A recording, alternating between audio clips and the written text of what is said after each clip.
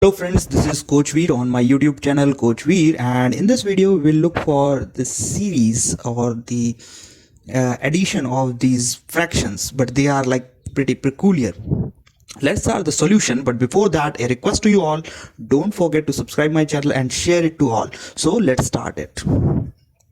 Before solving that, we need few formulas. Like you know that we cannot separate the fractions as the things are in the denominator. So what we need to know is partial fraction. So partial fraction will help us to separate the fraction. Like let me give you an example. We have 1 over 2 times 3, that can be written as 8 by 2 plus b by 3, and we can find it out, correct, by taking the LCM as 3a plus 2b by 6 and then cancelling this, and this will be equals to 1. So now substitute a and b values so that we can get like a is equals to 1 and b is equals to -1 will satisfy this. So this is how we separate the fraction. Next thing we are seeing here in the denominator, we have at the last term till 50, and you know how to add them with the help of AP or with the generalized formula.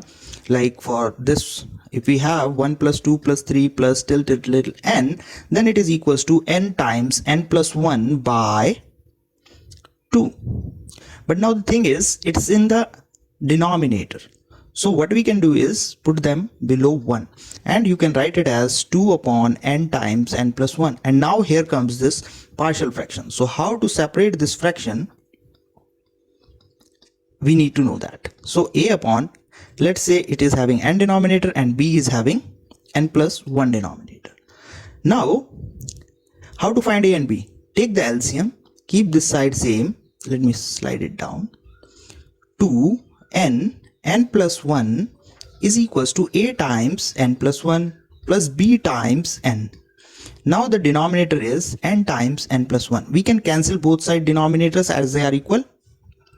Now we left with 2 is equals to a bracket n plus 1 plus b times n, correct? Now it's up to you how you want to find. Like n is equals to 0, if we substitute we get 2 is equals to a. As this is going to be 0, this is going to, for n equals to 1 and a equals to 2, as we have got, what we are going to get is 2 is equals to 2a plus b. Now b is equals to 2 minus 2a, which is 2 minus a is 2, so we get -2. So b we got as -2.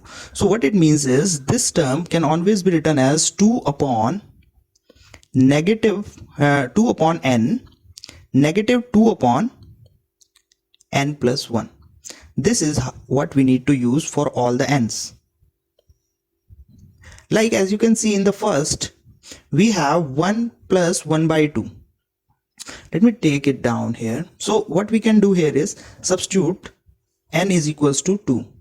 When we do that, we are going to get for the first term, let me take it here, 1 upon 1 plus 2. What we can write it?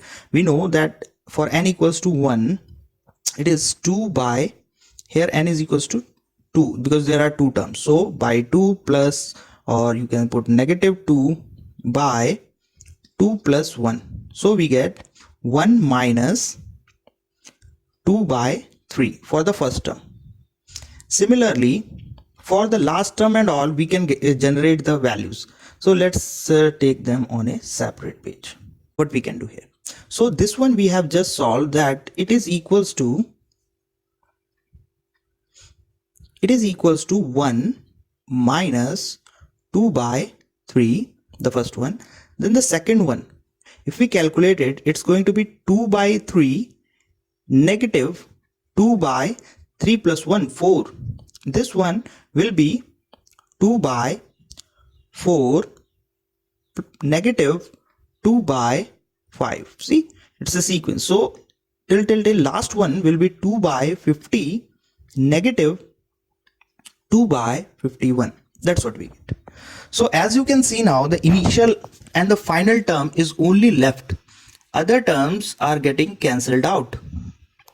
Like this one is cancelling with him, and this will cancel with the further, and this one will be cancelled with the previous one. So what we are left with is 1 negative 2 by 51. We can solve this. 51 minus 2 by 51 is equals to 49 by 51. Hope you got it. If any doubt, please don't forget to comment and like. See you in my next video. Till then, bye bye.